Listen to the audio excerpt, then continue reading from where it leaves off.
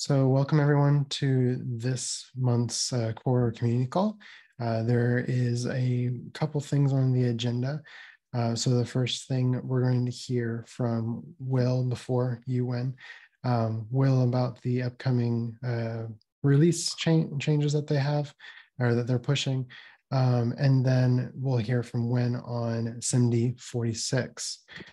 Before I get started, I wanted to first call out that, like, if you ever want to see the agenda for the meeting, you can always go to the core community call repo, which I just linked in the chat. And then there's two SIMDs that would be that are getting close to consensus on. So it'd be great if people could find time to give your review on them. The first one is 33, which is the timely vote credits. And then the previous one, which we actually already merged in, but would love to have any extra eyes on it, would be the 15, which is partition epoch rewards. And go ahead, Will, you can go ahead and say your spiel real quick. Yeah, thanks. So as you probably all know, the upgrade of mainnet to 1.14.17 is underway. We asked for 25% at the beginning of this week. We're currently at 27%. Thank you. We appreciate the overachievement there. Everything's looking good. Our plan is to ask for general adoption at the start of next week. So you can anticipate that request.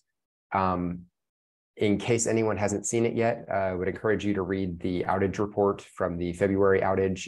At the time, it was widely believed that outage was caused by the 1.14 upgrade. That was definitely not the case. I'll drop a link to that report in just a moment in the chat here. It's also linked in the MB announcements channel on Discord.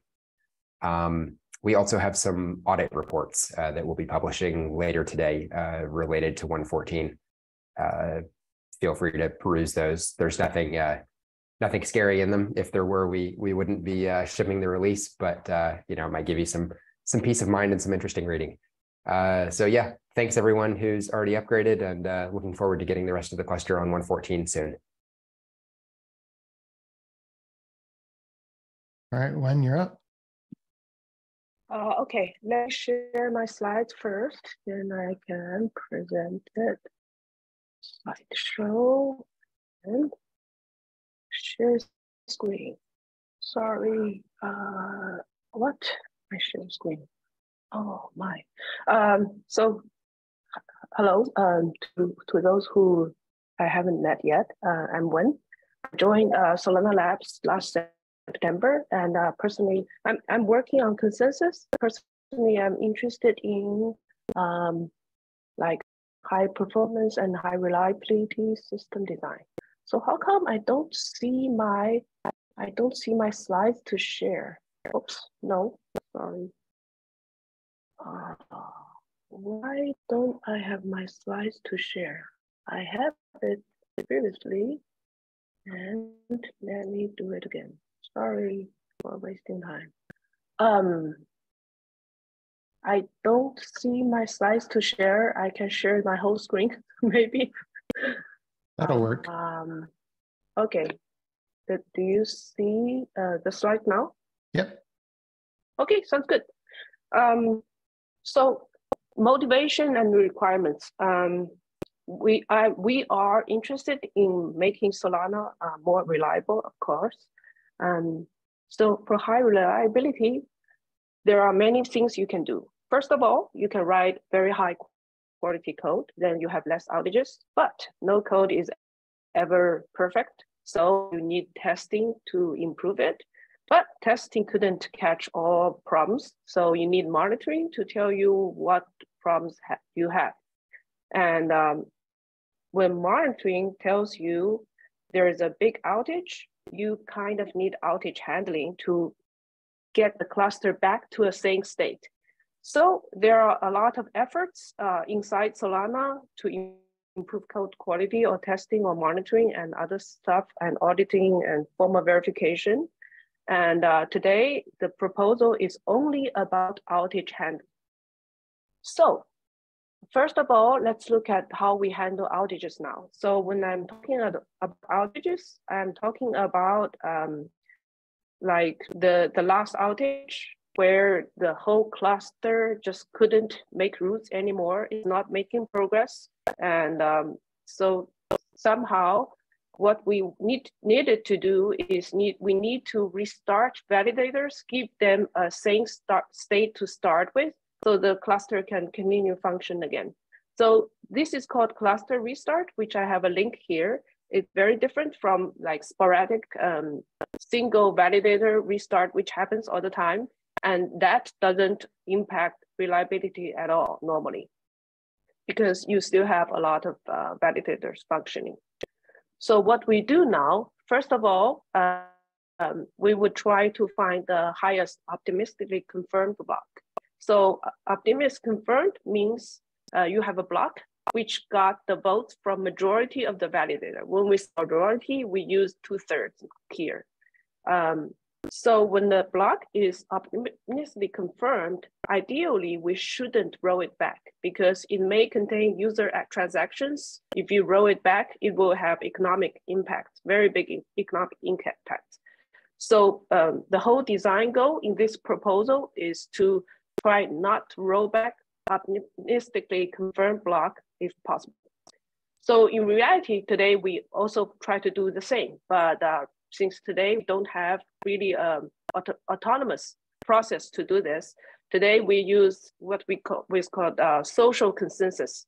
So when there is outage and people would gather in the Discord channel, and they would first confirm, yes, there is outage, all the validators are not making progress, then they'll try to, if they decide to go for restart because the cluster doesn't seem to be recovering, then they'll try to see where to restart from. So we need to have one block which everyone restarts from. And to make sure we're not rolling back user transactions, we need to find this highest optimistically confirmed block where we agree we'll start with. And what we do now is we would normally do a consensus or like voting in Discord channel. Say my local confirmed block is X, and what do you see? So if most people vote for X, then go with X. So that's how we do this now. And after that, after we decide which block to start from, the validator monitors would, operators would stop the validator. And sometimes if there's a bug which could lead to like outage again, then we might install new binary, but that doesn't happen very often. And next, because we decided we need to start from this block, so everyone needs to have the same block.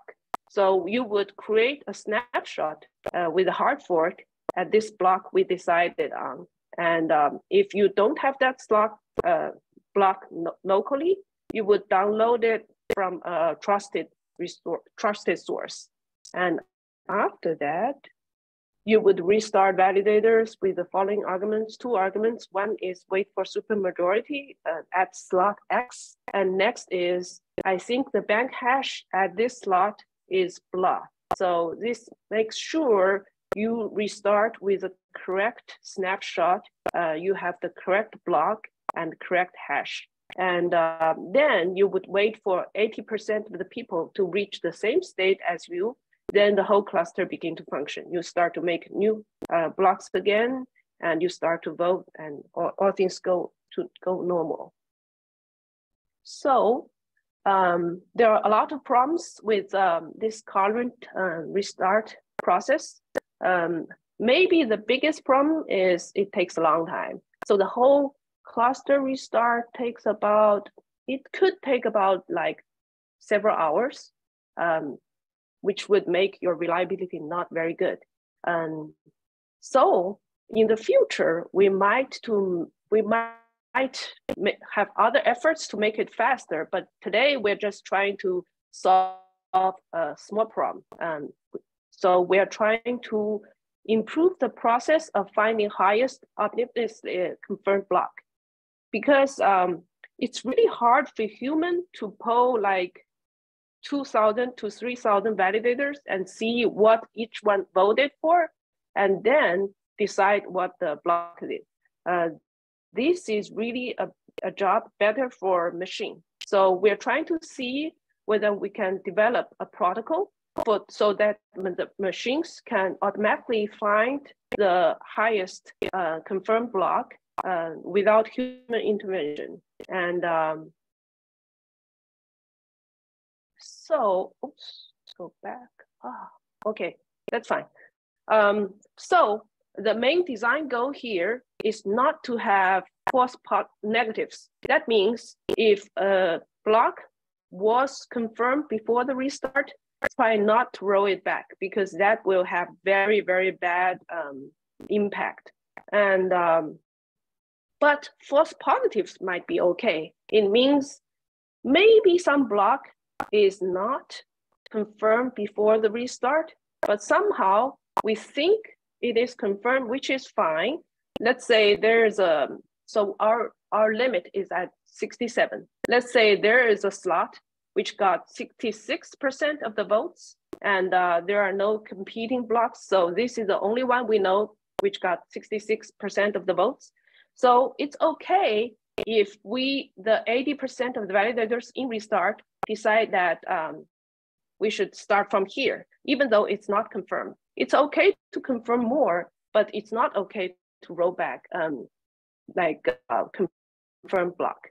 So in all the choices we have after this, we will see that we try to not have false negatives at all, and false positives might be fine in the design choices.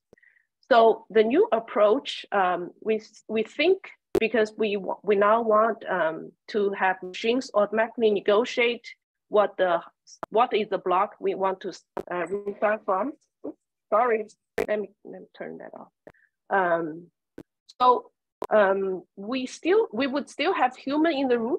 They would still restart validators with an argument. Let's say optimist restart, but they don't need to tell you which slot and which hash they need to start from. That's for the machines to decide. And we would add additional phase, the silent repair phase. Here is where the validators negotiate by themselves what is the block they should restart from. So because they are in this repair phase, no one would make new blocks anymore. So there would be no turbine traffic at all. The goal here is to just converge as soon as possible. So nothing changes here. Every vote or should be, you should still stick with the vote you had before the restart. Don't change your votes. So the current proposal, we would use gossip to exchange most information in this phase. And because people are worried, because we do restart, people do restart, some people restart earlier, some people restart later. So in the cluster, it's possible to have some validators in restart and some which are not. So we are worried that these two gossip message will pollute each other's internal data structure. So here we would probably use a new shred version to form a new gossip group. So the validators in restart talk among themselves while the others form a different gossip ring. And we would send two new gossip messages. One is last voted for slots, because the goal here is to have everyone share the same metadata so they know, so they repair the same data blocks.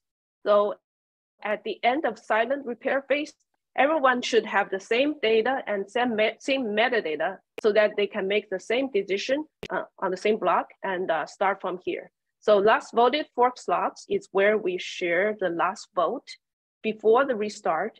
And because validators might be on different slots, like some people vote faster, some people vote slower. So just one last vote slot is normally not enough. So we would send 9 hours of slots on the same fork so that people can get the whole fork. People can get a better view of the metadata. And also, after you repaired everything and you have all the metadata, then you send out your new vote. We don't call this vote to distinguish between normal vote and this vote. So here we call it heaviest fork, which is actually just a vote. So you send out, after all the repairing is done, you have all the metadata, what you think where we should restart from. And also, you also send out how many heaviest fork you received from other people, because we need to decide when we would exit this silent repair phase. After we see that 80% of the peers received this heaviest fork message from 80% of the people, we check that everyone agrees on the same block, same slot and hash. If yes, then we exit this phase and proceed to real restart. So we do what we currently do. Otherwise, if anything happens that that makes you can't proceed, just stop, print all debugging information and halt. And so human can intervene or maybe switch back to the old restart method. How much time do I have? I'm probably a little bit slow. Yeah, we have 11 minutes for both finishing and questions, but we can see how far we can get. Okay, that's fine. So I put all the information, I put all the details in the SMAE, and I put more details in this slide. So you are welcome to read the slide. So I'm just going to generally introduce the silent repair phase, and then we can proceed to questions. So first of all, when you restart a validator with this new argument, immediately send the last voted fork slots, which is what you voted last, and all the slots on this fork. And after that, everyone aggregate the last voted fork slots from all the other restarted validators. And you could start repairing a slot if you think this slot could potentially have been confirmed before the restart. And we could draw a line somewhere to say, these are the candidates which could have been confirmed before the slot, and the other blocks, I don't care. So you repair all the blocks you care, and after you repaired all of them, you aggregate all the last votes in the last voted fork slots and choose your heaviest fork. And so I think we are at 20 minutes now. I don't know whether I've introduced the new method enough, so everyone has a good grasp. But we could see if anyone has any questions at this point. Oh, or I can proceed if no one has questions. Does anybody have any questions currently on the current approach, or should we just continue? All right, go ahead and continue then, Wen. Okay, so to exit silent repair phase, I think one of the most important thing in outage handling is to make sure everyone is on the same page. Otherwise, you think everyone's on the same page, you single-handedly enter the restart and start making new blocks, and while everyone still is repairing blocks, that would be disastrous, and another outage might be happening. So here we are very careful when we exit the silent repair phase. We would count whether enough people are ready for action. So the current check is whether 80% of the validators received the heaviest fork response from 80% of people. So we cut 80% here because this is a current line we draw when we do a restart. We wait for 80% to join the restart, then we proceed. And also, even if we see that 80% of people got response from 80%, we also linger for maybe, we haven't totally decided the numbers here. We would say linger for 2 minutes because gossip message propagation takes time. So linger for 2 minutes so that my heaviest fork, which contains how many response I got, can read everyone. And then you can perform security checks. Check one is, did everyone agree on the same block, which means same slot and same hash. And whether, so I also have my local optimistically confirmed block before the restart, right? So because my local confirmed block means before the restart, I saw 2/3 of the votes on this block already. So you would imagine this block should be on the selected fork. So it should be the ancestor, or it should be the selected block. If it's not the case, then the security check fails because something's wrong. My local confirmed block is getting rolled back. Then you would also exit and halt and wait for human inspection. And if every check succeeds, then perform the current restart logic. We probably will clear the gossip CRDS table so that we don't carry the old restart messages into the new environment. And then we would automatically start snapshot creation. In contrast to what we are doing today is we manually ask people to manually do it using Ledger. Here we might start earlier once we find out everyone agrees on the same block. Then we execute the same logic, what we are doing now in this new in these arguments. So I have a few links. One is a Google Doc. I started and this proposal was just starting. So it contains many details and a lot of designs we rejected. And why? Because I'm currently modifying both the SIMID draft and this Google Doc. So this Google Doc might be outdated. So some design choices might be different. If that's the case, SIMID is the newest proposal. And the actual SIMID draft here as well. And this is why I'm asking whether you have any questions again. So I haven't described the details of the algorithm. I have backup slide at the end to talk about, there are basically two algorithms. One is how we calculate which blocks I should repair when I have all the heaviest slot, last voted fork slots. And the other is how do I select a block in the heaviest fork? So these two algorithms are in the SIMIDs, and I also have some description here. Let me know if you have questions. Can you hear me? Yes, we can hear you. Yep. Yeah. So actually, I'm from Mango team, and we are currently implementing SIMD 47, which is like the last restart slot. So I'm wondering if this silent repair stage should be considered also a restart slot. Because silent repair So sorry, I haven't checked that document in detail.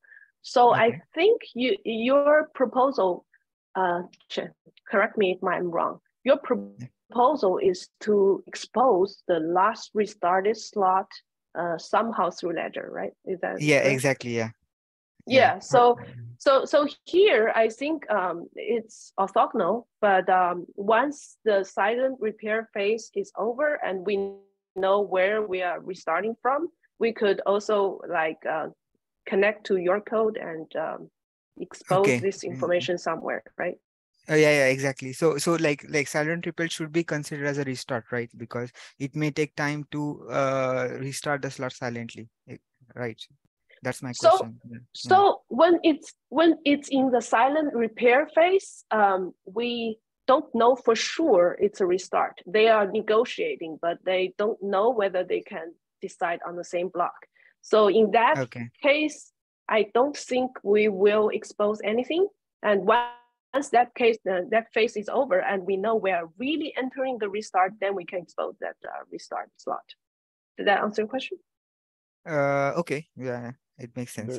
There shouldn't actually be any changes to that proposal, because we're going, once we've committed to restarting at the coordinated restart slot, there's going to be a hard fork anyway, and so that'll update this as far. Okay, that's cool. Yeah, so that works nicely together. And any other questions? We have a question. Zan Petsu, I unmuted you so you can ask. So I just, can you hear me okay? Yep. Okay. Sure. So as a validator operator, I want to say it's very encouraging to see how much really good thought design seems to have gone into what you're proposing here. I predict that what would happen during another restart event is that there will still be humans that will get alerting, and there'll be a lot of confusion and talk.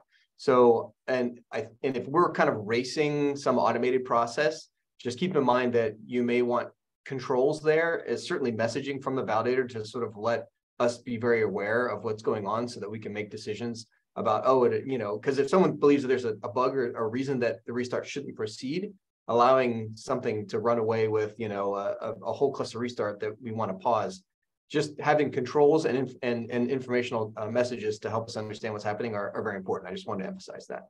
That's all. Yes.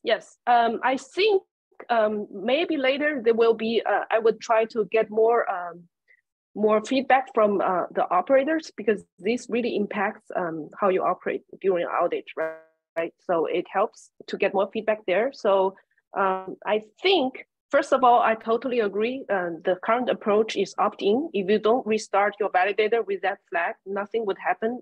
We would keep the current approach if you feel more comfortable with that. And also, of course, the outage handling is mostly to assist people. It's not to replace people. And we'll also, of course, give you ways to inspect what's happening inside and ways to decide, no, this automatic restart is not working. I should do something else. That's totally doable. It will be all be command line controlled. Did that answer your question? Yes, it did. Thank you. Sure. Thank you, everyone. Thank you, Wen, for presenting today. If there's anybody else that wants to ask further questions on the SIMD, I posted in the chat. We can take the discussion there. And thank you all for joining another core community call. You all have a good month. Thanks.